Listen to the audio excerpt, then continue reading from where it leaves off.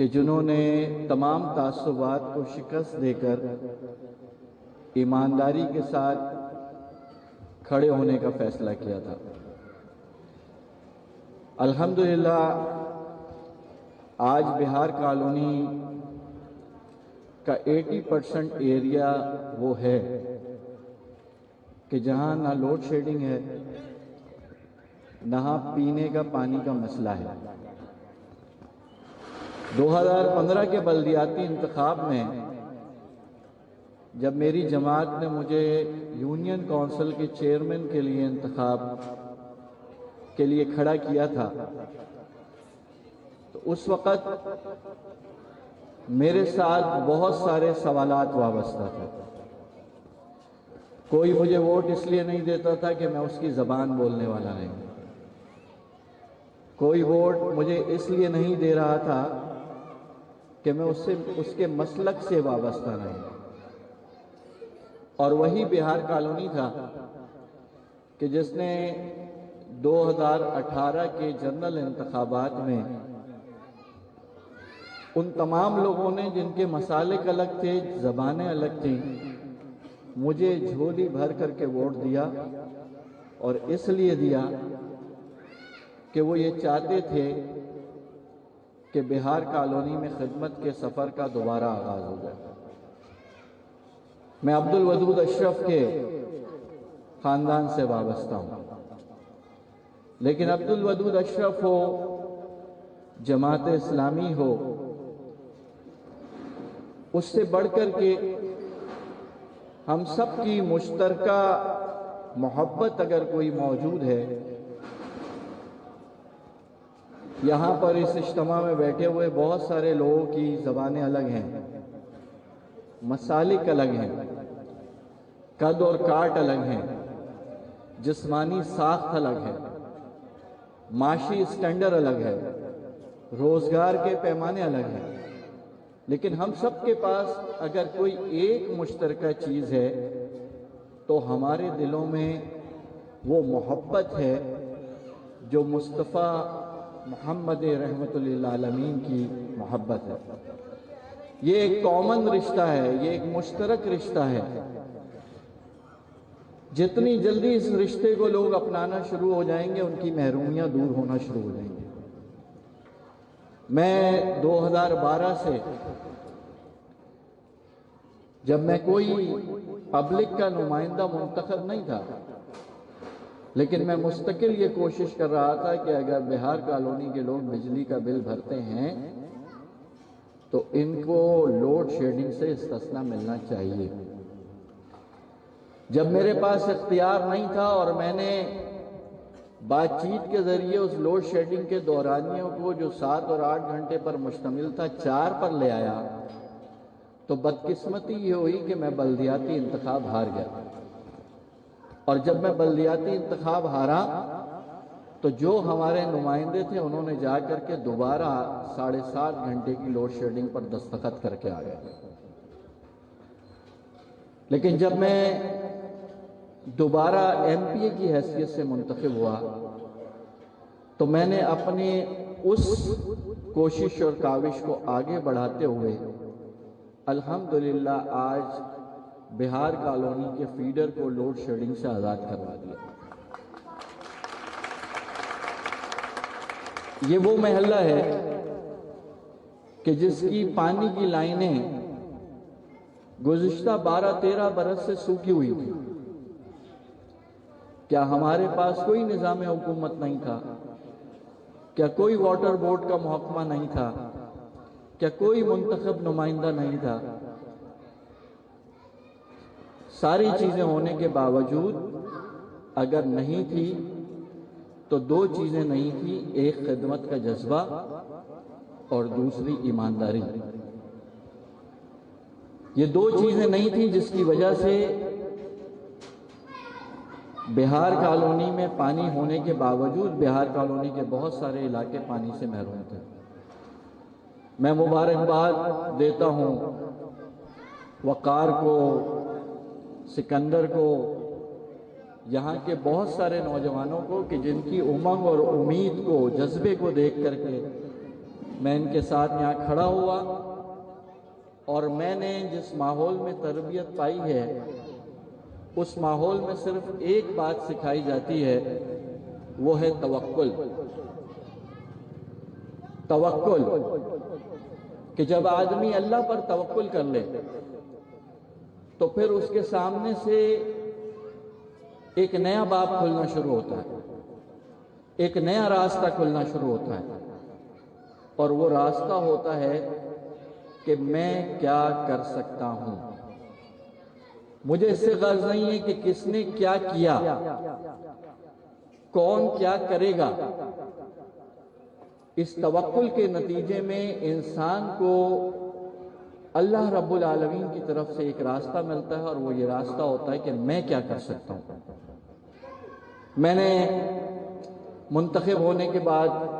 منسٹریوں سے رابطہ کیا، واٹر بورڈ کے دفاتر چکر لگائے۔ میں نے پہلے مرحلے میں پہلے 3 مہینوں میں 9 سیپرا، جو اس کی ٹیکنیکل ٹرم ہے، واٹر بورڈ کی 9 شیٹس میں نے تیار کروائیں کہ جس کے اندر کوئی 10 لاکھ روپے کی، کوئی 9 لاکھ روپے کی، کوئی 9.5 لاکھ روپے کی، کوئی 8.5 لاکھ روپے کی، لگ بھگ یہ 85 لاکھ روپے تھے۔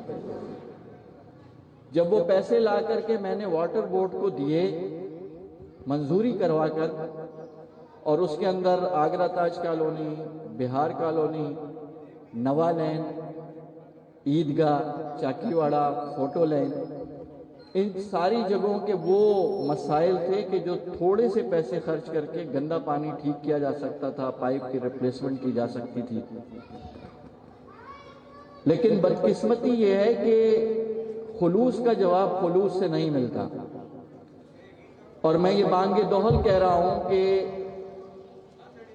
اس پوری 85 لاکھ کے اس بجٹ کے اندر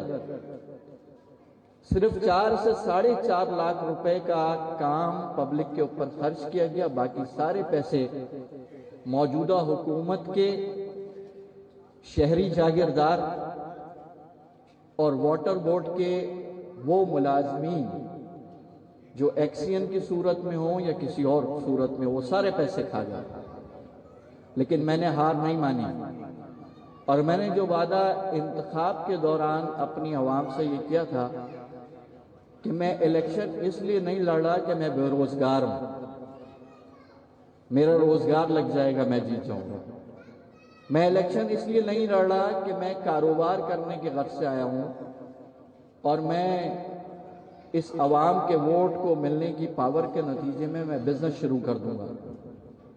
میں اس لیے لڑ رہا ہوں کہ بہار کالونی سمیت یہ پورا لیاری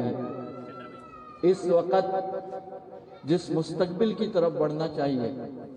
جس ترقی اور خوشحالی کی طرف بڑھنا چاہیے، وہ ایمانداری کے بغیر ممکن نہیں ہے۔ اس لیے میں نے یہ اعلان کیا تھا کہ سندھ اسمبلی سے ملنے والی تنخواہ، اس کا 1 روپیہ بھی میرے اور میرے بچوں پر حرام ہوگا۔ میں بے اختیاری کا رونا نہیں رہوں گا، بلکہ جو مجھ سے بند پڑا میں اس کے اوپر اقدامات اٹھاؤں گا اور اس کو پبلک کی فلاح کے اوپر خرچ کروں گا۔ میں آپ کو ان 18 مہینوں کے مکمل ہونے کے بعد یہ بتاتا ہوں کہ مجھے اسمبلی بزنس کے جو اسمبلی اجلاس، پیٹرول،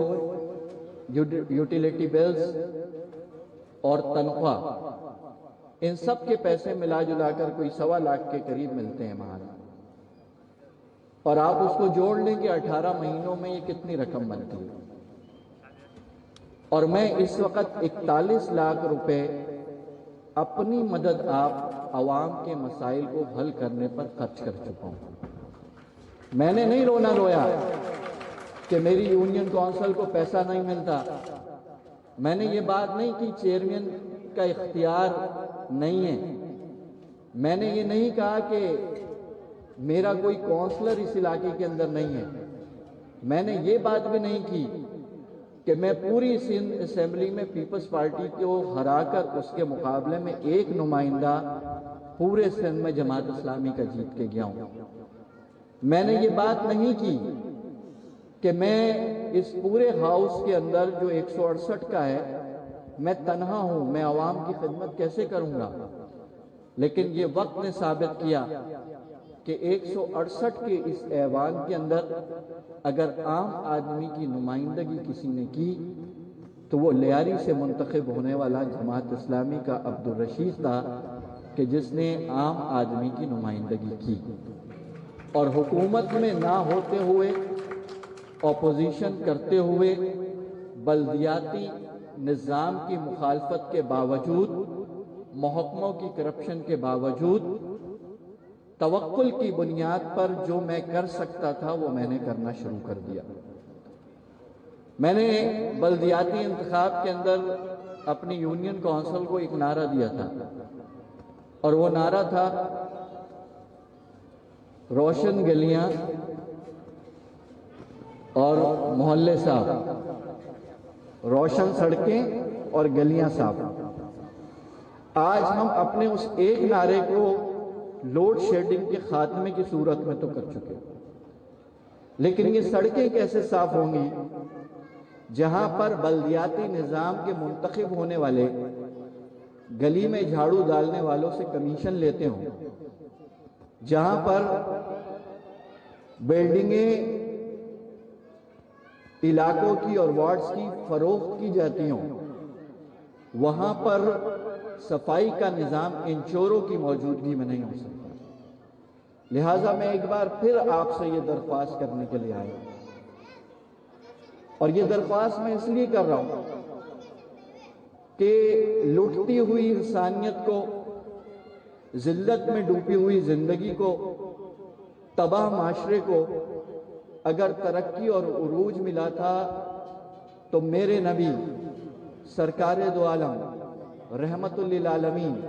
احمد مجتبیٰ سرور کونین حضرت محمد مصطفیٰ صلی اللہ علیہ وسلم کی اس پالیسی سے ملا تھا کہ جس کے نتیجے میں انسان کی انفرادی زندگی،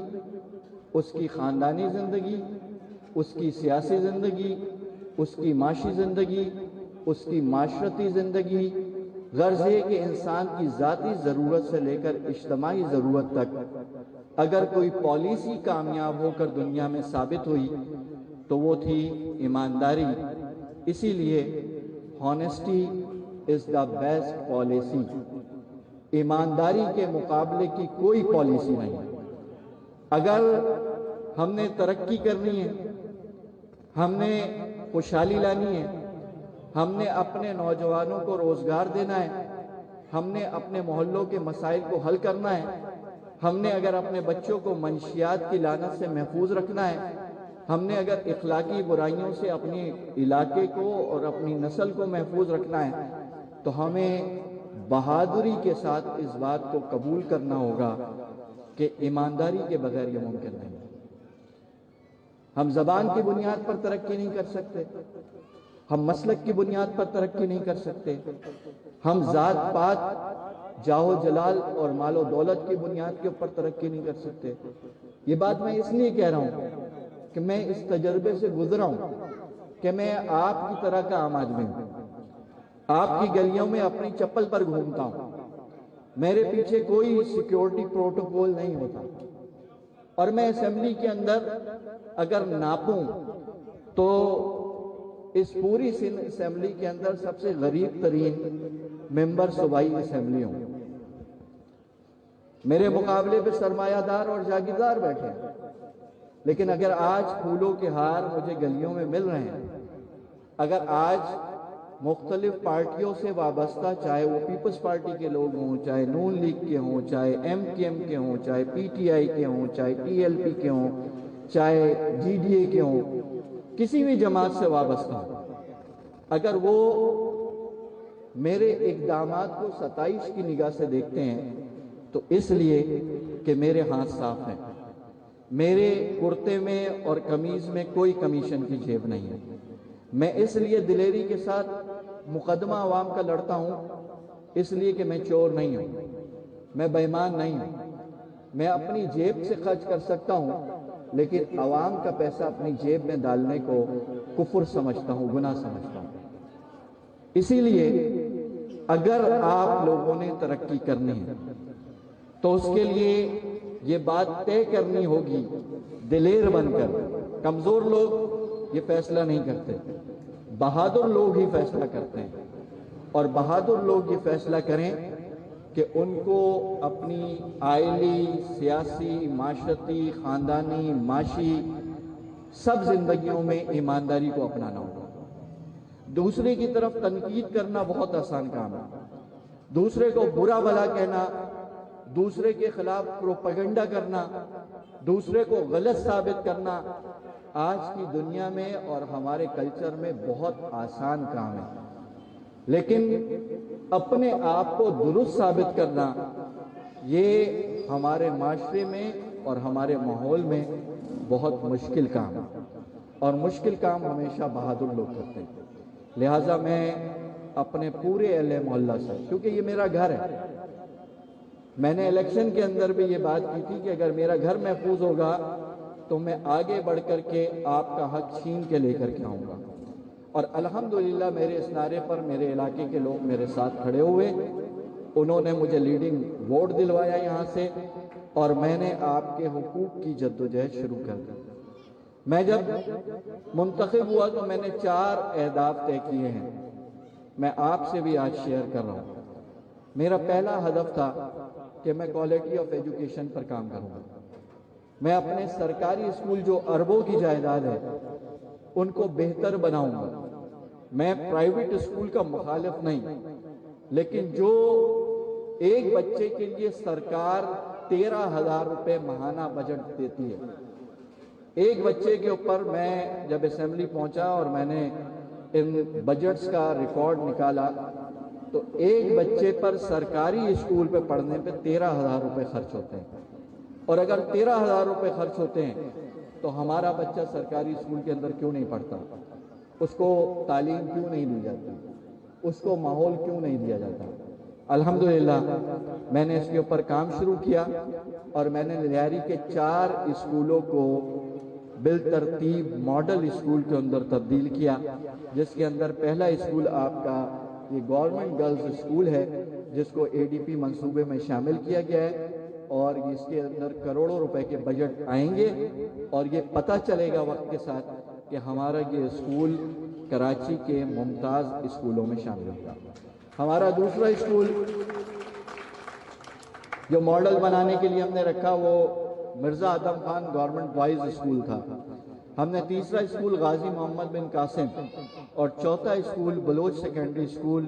کلا کوٹ نوال ہے۔ یہ 4 وہ اسکول ہیں جن پر میرا ٹارگٹ ہے کہ میں ان کو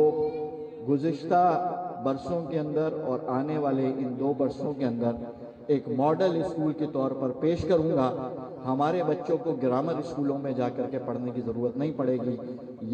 انہی عمارتوں میں وہ بہتر تعلیم ان کو مہیا ہو جائے گی۔ میں نے اساتذہ کے ساتھ، پیرنٹس کے ساتھ میٹنگ شروع کی، میں نے اسکولوں کے وزٹ شروع کیے، یہاں کی لیبارٹریز اور فرنیچر کے مسائل کے اوپر میں نے سوال اٹھایا، اور الحمدللہ یہ سب اپنی منزل کی طرف بتدریج بڑھ رہے ہیں، اور وقت کے ساتھ یہ بات سامنے آ جائے گی کہ آپ کے علاقے کے اندر ہی ایک بہترین تعلیمی نظام کے لیے درسگاہیں موجود ہوں گی۔ میں نے دوسرا ٹارگٹ یہ رکھا تھا کہ میں ہیلتھ سروسز کو بہتر کروں گا۔ آبادی یہاں کی بہت زیادہ ہے اور یہاں بہت زیادہ مسائل موجود ہیں۔ میرا یہاں کے اس پورے ماحول کے اندر ایک شکوہ ہوتا ہے کہ یہاں پر جب لوگ فلیٹس میں آتے ہیں تو 50 روپے کے اسٹیمپ پیپر پر 25-25, 30-30 لاکھ روپے دے کر کے بلڈنگ میں فلیٹ خرید لیتے ہیں۔ یہ نہیں پوچھتے کہ ہمارے یہاں پانی ہے، ہمارے یہاں گیس ہے، ہمارے یہاں فضلہ جو جائے گا۔ آج بہار کالونی کے اندر اگر سیوریج کا کوئی اسٹرکچر ہے تو 2 لوگوں نے اس کے اوپر کام کیا، ایک 1985 کے اندر عبد الودود اشرف نے اور 2005 میں جان محمد نے۔ یہ دونوں وہ لوگ تھے جو جماعت اسلامی کے ناظم اور کونسلر بن کر کے آئے تھے۔ اس کے علاوہ بہار کالونی کو کسی نے سیوریج کے حساب سے بھی اپ گریڈ نہیں کیا، کسی نے پانی کے حساب سے بھی اپ گریڈ نہیں کیا،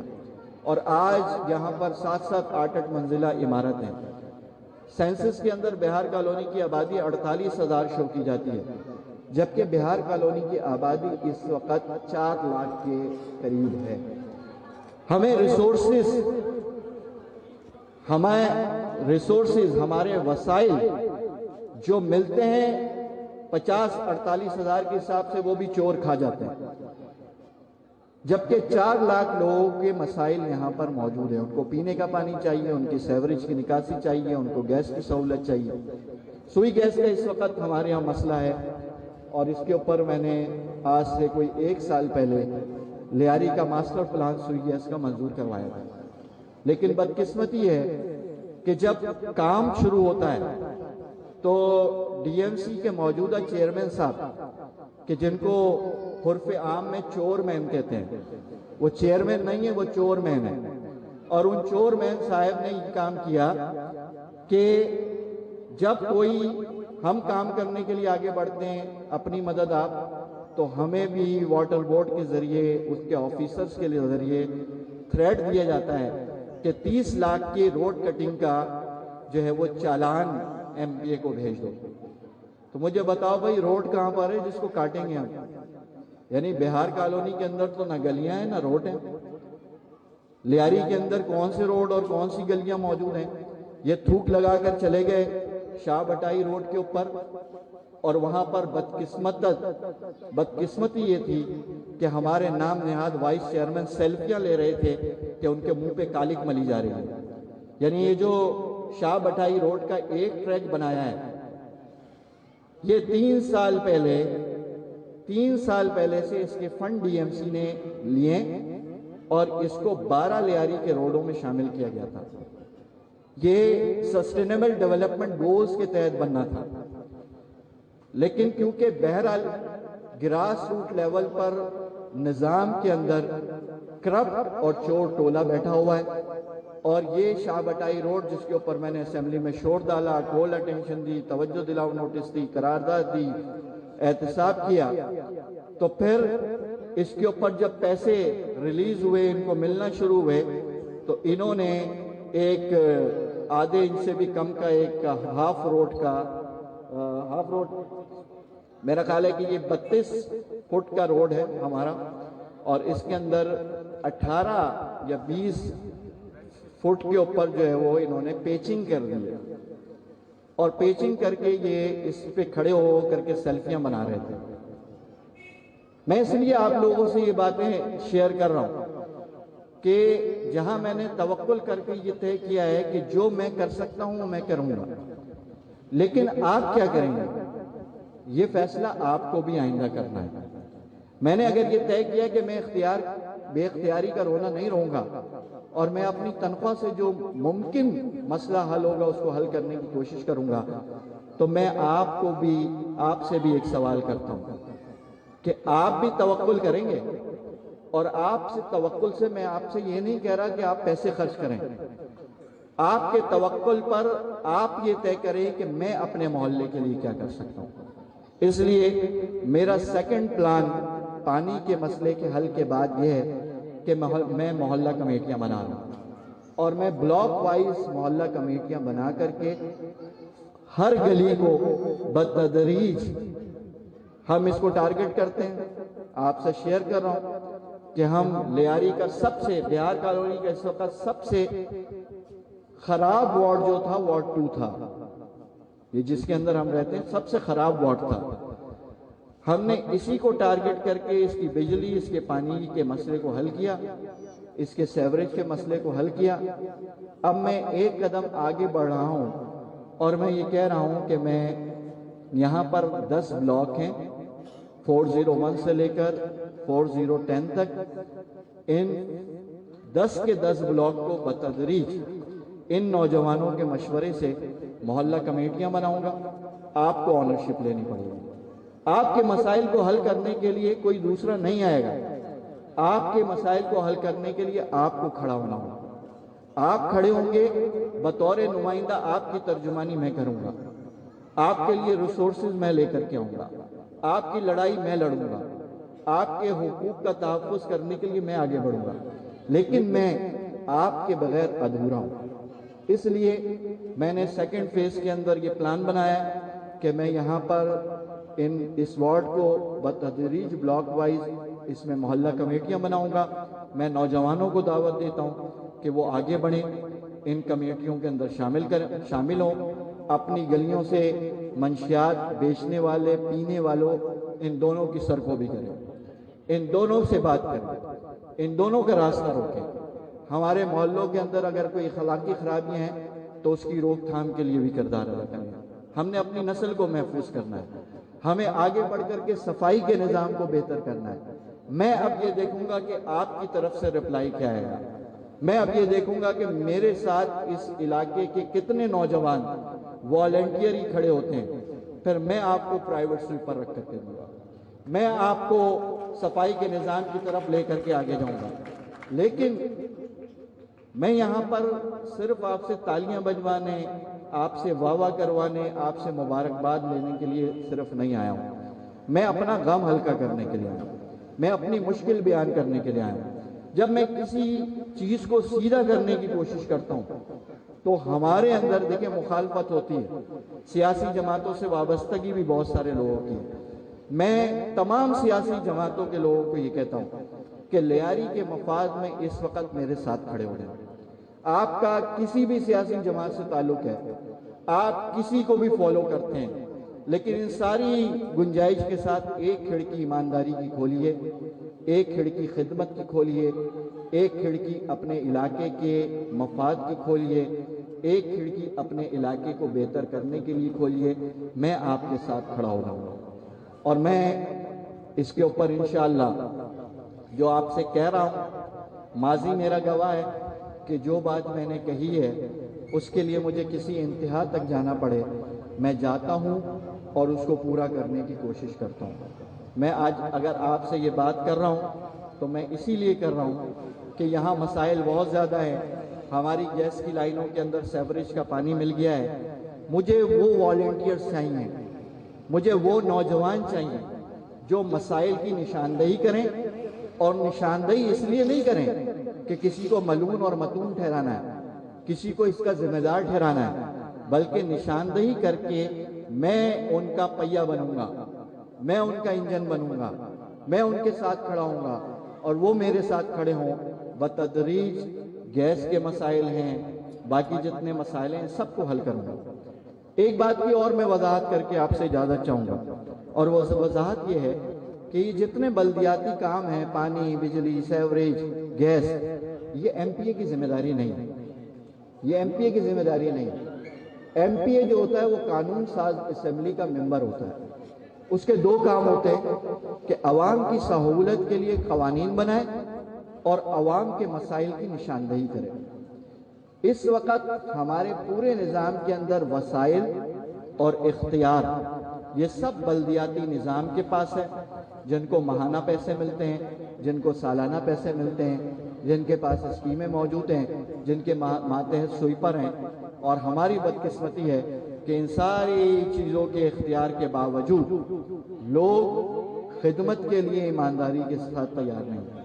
لہٰذا میں نے یہ اعلان کیا ہے کہ میں لیاری کے اندر ہر حلقہ انتخاب میں